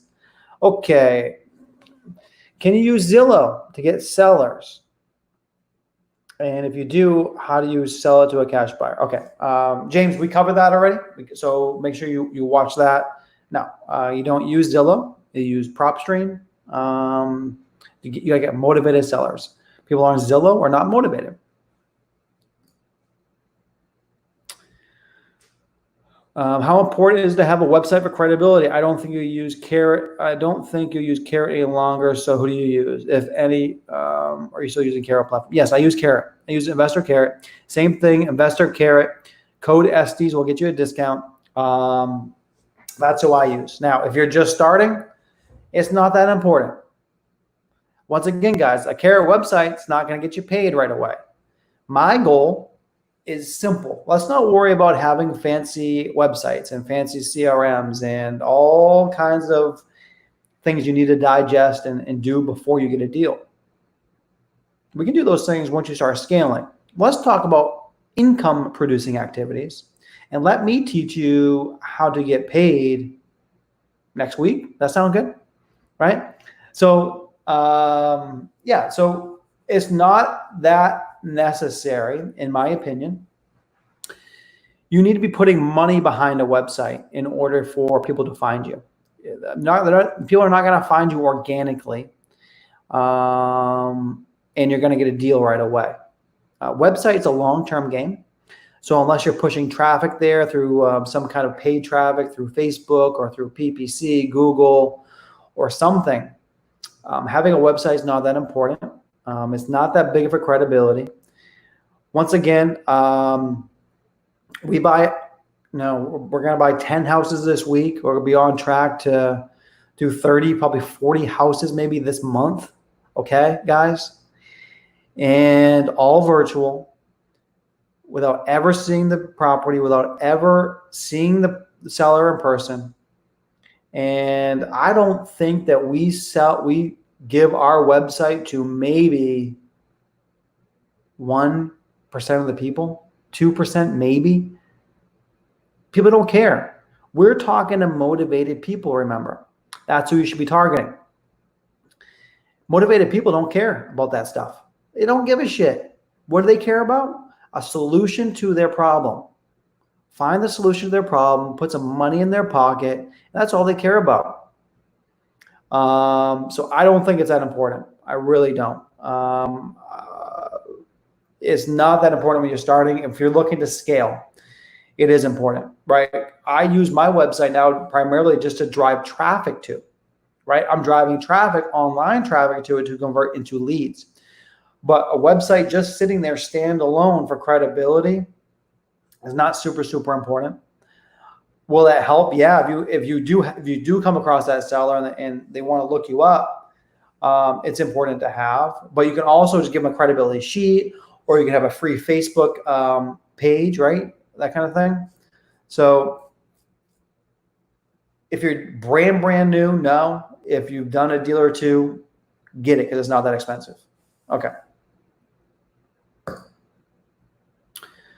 Sir, we're getting proper. Okay, what's the best way to do a double close and have the end buyer be a traditional home buyer, not just all cash? Okay, you're gonna have a hard problem with that, Davis. I've done it. Okay, and you got to make sure that it's a little tricky, to be honest with you, because the way the loans are done now, there has to be a seasoning period. Most loans. If someone's going FHA, or if they're going like a normal route of a loan, there needs to be a seasoning period. And what that means is You can't sell to a traditional buyer because you haven't hung on to the property long enough. Most lenders require the seller to own the property for a minimum of 90 days. So if you want to sell this to a traditional buyer, you'd have to hang on to it for 90 days. You have to have that seasoning period. Okay, so that makes it a lot more difficult, and pretty much what you're asking you can't be done to get that fee. Now, how I've done it in the past, and I don't recommend this. It's not. It can be done, but it takes a lot of creativity, and you got to really trust your buyer and your seller. What I did is I had a good deal. It was big profit. And what I did was I just removed my name from the, what do I want to call it here? My purchase and sale with my seller. I disclosed it to my seller. And they essentially, so is my buyer. And my buyer took over my position on the property. So I didn't assign it. I didn't double close it. I just gave them my contract, and we created a side deal, right? I shouldn't even be telling you this. We created a side deal, and they just cut me a check outside of closing for an assignment fee in cash. But there's no way to do it for traditional financing because the lenders are going to want that seasoning period. Now, I took a chance on that once again. Now, the buyer wasn't going to send me my assignment fee until they purchased the property. So I had to have faith that my buyer was going to buy this property, and I had to have good faith that they were going to send me my fee because there was no paper trail. It wasn't on the documents because it couldn't be. So I just had to have good faith that they would do what they said they would do, and then after they bought the property, they would send me money, and they did. Okay, so that's why you need cash buyers, okay?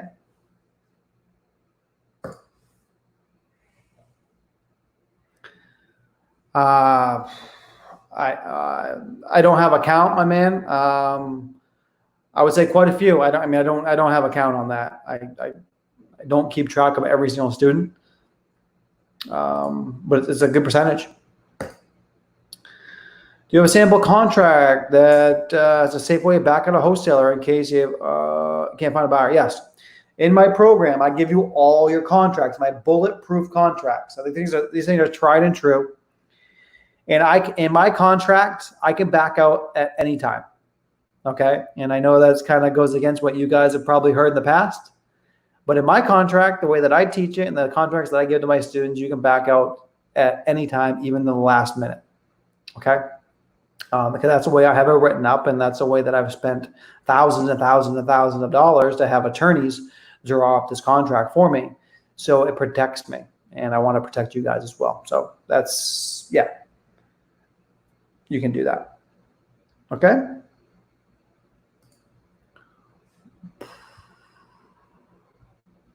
Please show how to save my list. Okay. If you want to save a list, so let's just say that right here, I'm pulling a list, in a pre-foreclosure list, right? You understand up to this point? This is what we talked about. You pulled all your data. Maybe you want to put on here equity, only 40 to 100, right? And all the other things, right? Or whatever it is, right? And whatever, okay. You go through all your filters.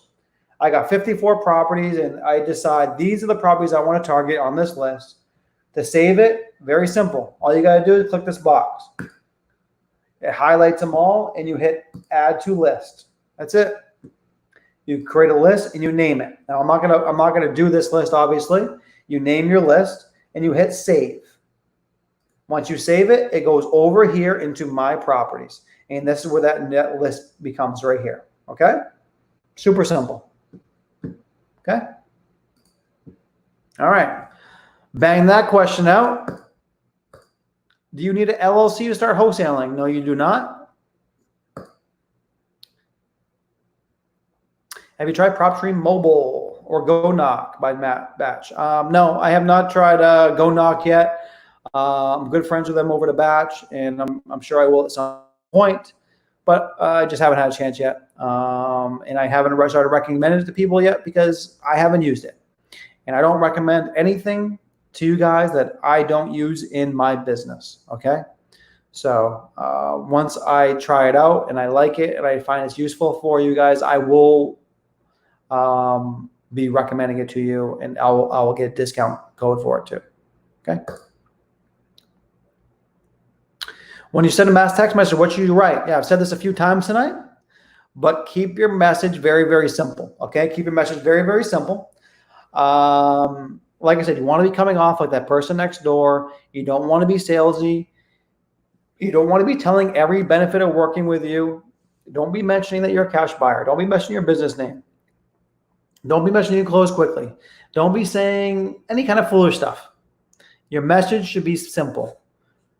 You're looking to buy a house in the neighborhood or in the area, or, you know, however you want to say it.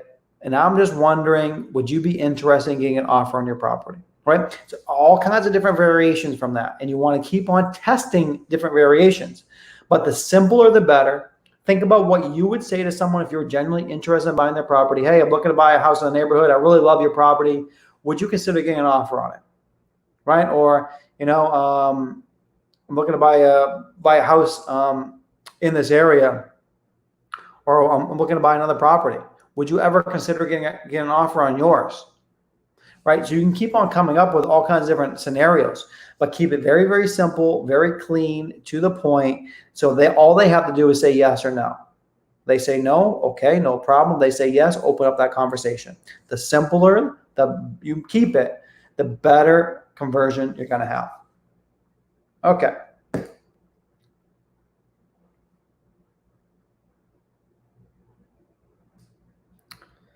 Do I train my AVs on how to estimate property values?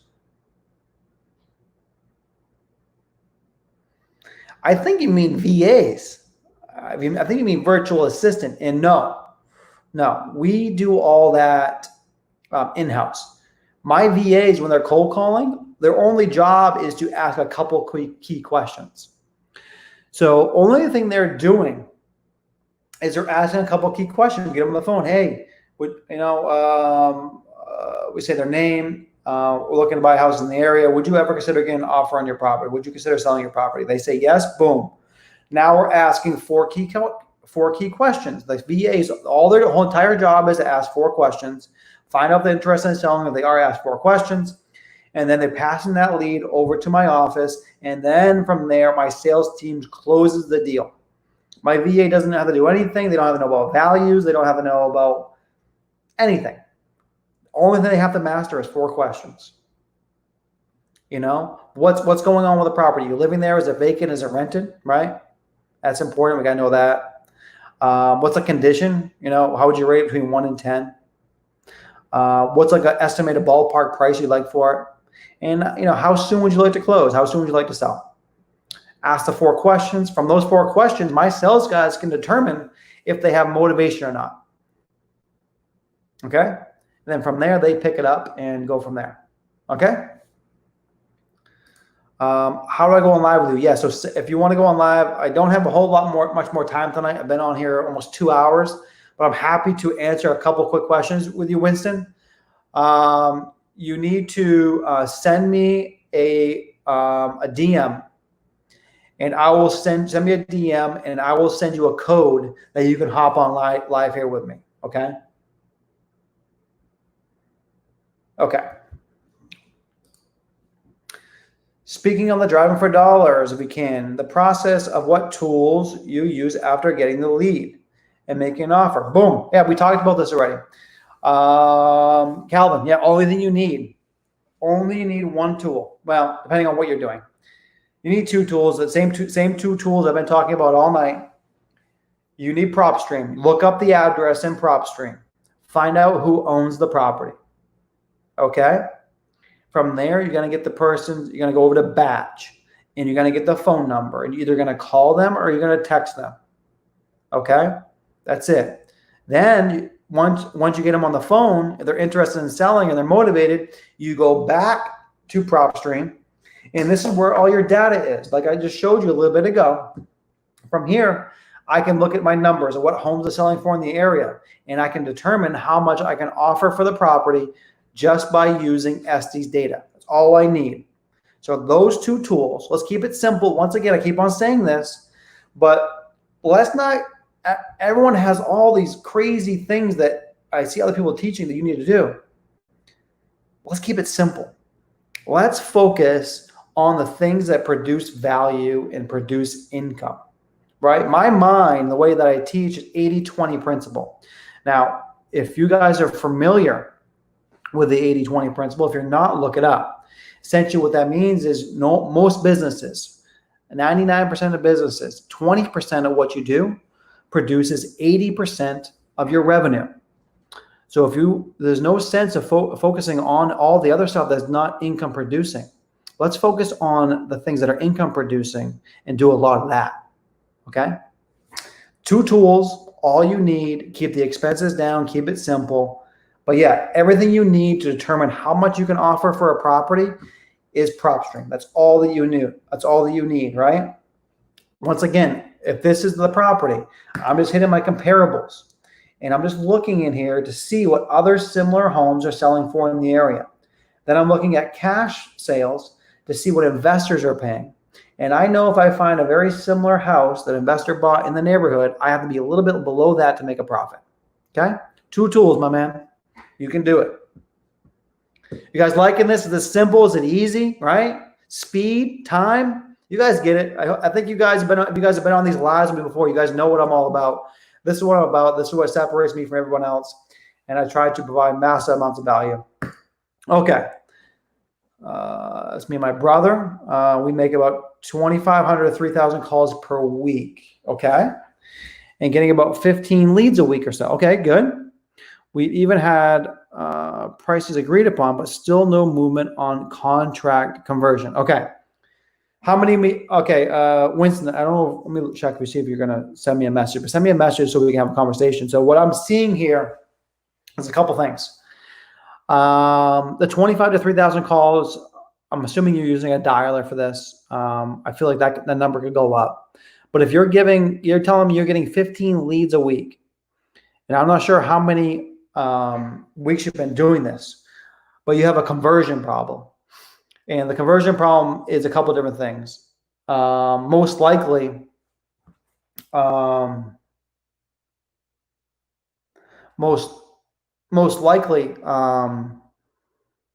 maybe you're not building enough rapport, or they don't trust you on